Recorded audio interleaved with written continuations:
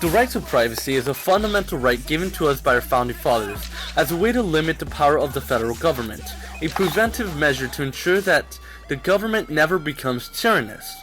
Obviously, that was an important ideal at the time, considering they have just declared independence from Britain. However, after generations upon generations of American citizens who have now embodied the ideals of the Constitution and the Declaration of Independence, people who are willing to lay down their lives for these fundamental truths we hold so dear have taken root in this country.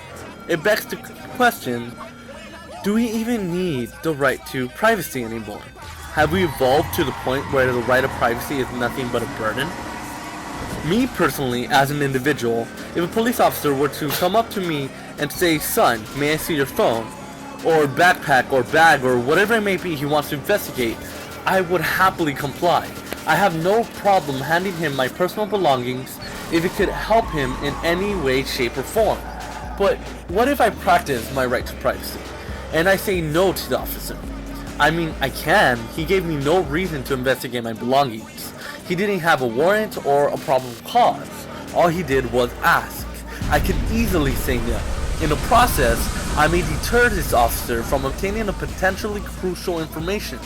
This oftentimes happens. The police officer attempts to investigate a certain subject in hopes of finding new information, but is deterred and left on hold by the laws of the government until they receive some sort of permission to continue.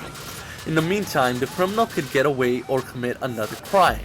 Now, if the right to privacy were to be abolished, the police can just bypass any of these road bumps and get the information they need in a much efficient manner, which in turn would lead into the prevention of more crime, which turns to a safer America.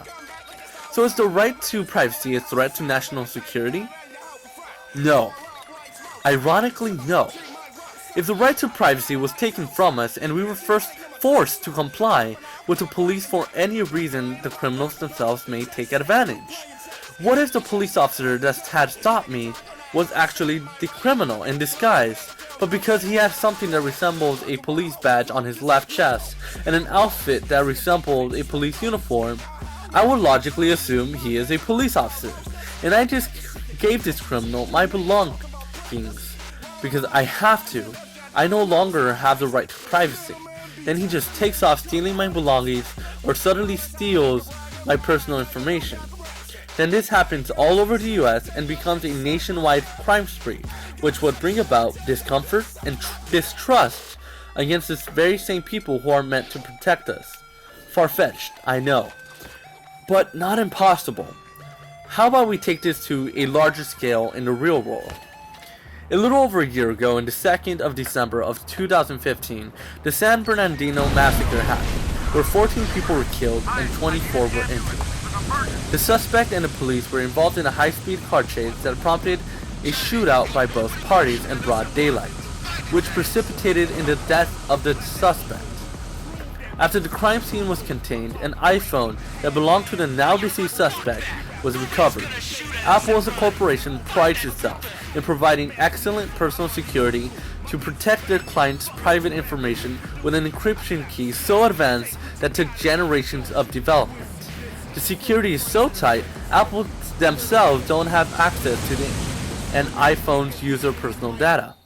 This caused a problem for the FBI since they were trying to hack into the suspect's phone to find further evidence on the matter.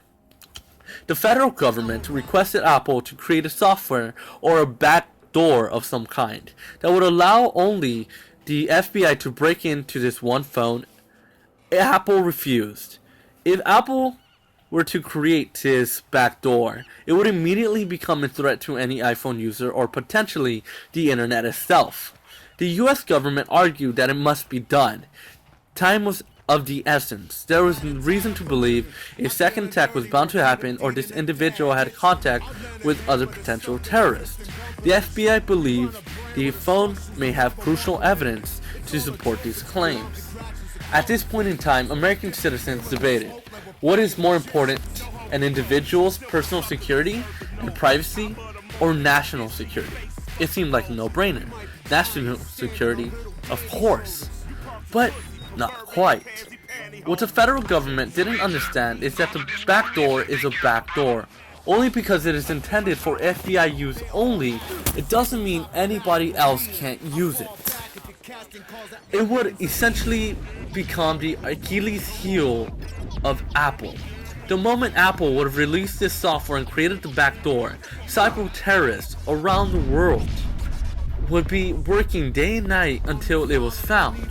Once discovered, the information would be sold to many interested parties across the globe, rendering any and every iPhone user vulnerable to a hacker's whim.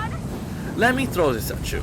How many lawyers, mayors, police officers, government officials, senators, representatives, and even presidents, former and current, owns an iPhone? Imagine these people, these very important individuals, information being stolen and used against them. Or even worse, us. Want to know something scary? Unlike this scenario I created with police officer, this particular scenario is a highly probable reality.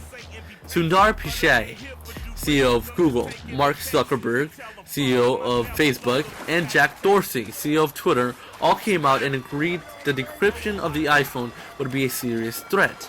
John McAfee, the CEO of McAfee Antivirus and Security Company, a company who specializes in security and safety of personal technology, also agreed with their comments and even went so far as to offer to break into the phone himself for free.